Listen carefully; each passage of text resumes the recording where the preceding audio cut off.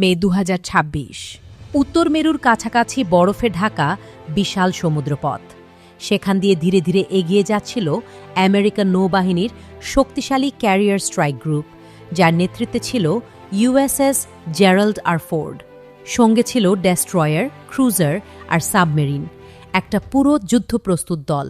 ওদের মিশন ছিল খুব পরিষ্কার: আর্কটিক অঞ্চলে নতুন বাণিজ্য পথ নিরাপদ রাখা।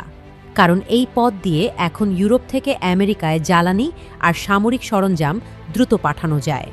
সবকিছুই চলছিল একদম নিয়ম মতো। চারপাশে বরফের চাদর, মাঝখানে নীল সমুদ্র। আকাশে টহল দিচ্ছিল আধুনিক যুদ্ধবিমান। রাডারে কোনো অস্বাভাবিকতা নেই। কিন্তু হঠাৎ করেই বদলে গেল সবকিছু। একটি নজরদারি বিমানের রাডারে দেখা গেল পানির নিচে অদ্ভুত একটা গতিবিধি।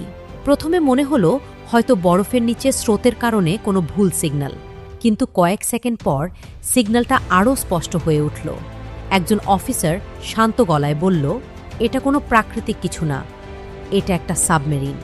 ডেটা বিশ্লেষণ করে নিশ্চিত হওয়া গেল এটা রাশিয়ার অত্যাধুনিক পারমাণবিক সাবমেরিন, সম্ভবত বোরেই ক্লাস সাবমেরিন।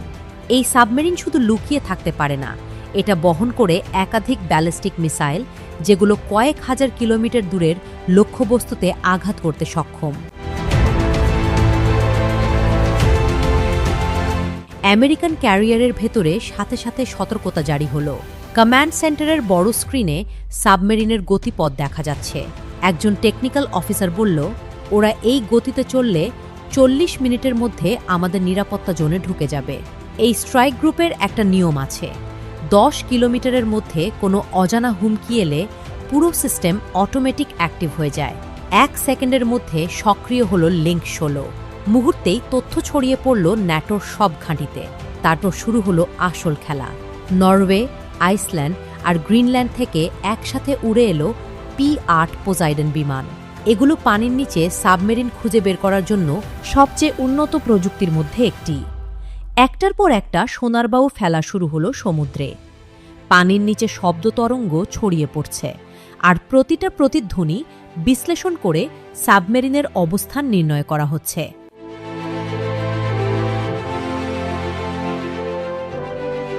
এদিকে পরিস্থিতি বুঝতে পেরে রাশিয়ান সাবমেরিনও থেমে নেই। তারা তাদের সিস্টেম চালু করে আশেপাশের সবকিছু স্ক্যান করতে শুরু করল।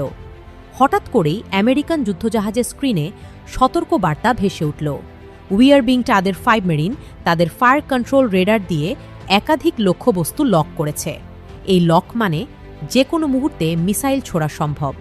পরিস্থিতি আরও উত্তপ্ত হয়ে উঠল যখন আকাশে দেখা গেল রাশিয়ার 2টি যুদ্ধবিমান Su-57 এবং MiG-31 দ্রুত গতিতে এগিয়ে আসছে। তাদের মোকাবিলায় ক্যারিয়ার থেকে উড়ে গেল F-35C লাইটনিং II। আকাশে শুরু হলো নিঃশব্দ এক টান টান অবস্থা। কেউ গুলি ছুটছে না, কিন্তু সবাই প্রস্তুত। একদিকে সাবমেরিন থেকে লক করা হয়েছে জাহাজ আর বিমানগুলোকে, অন্যদিকে আকাশে স্টিলথ ফাইটাররা একে অপরকে ট্র্যাক করছে। একটা ছোট ভুল আর শুরু হয়ে যেতে পারে তৃতীয় বিশ্বযুদ্ধ। কমান্ড রুমে নিস্তব্ধতা।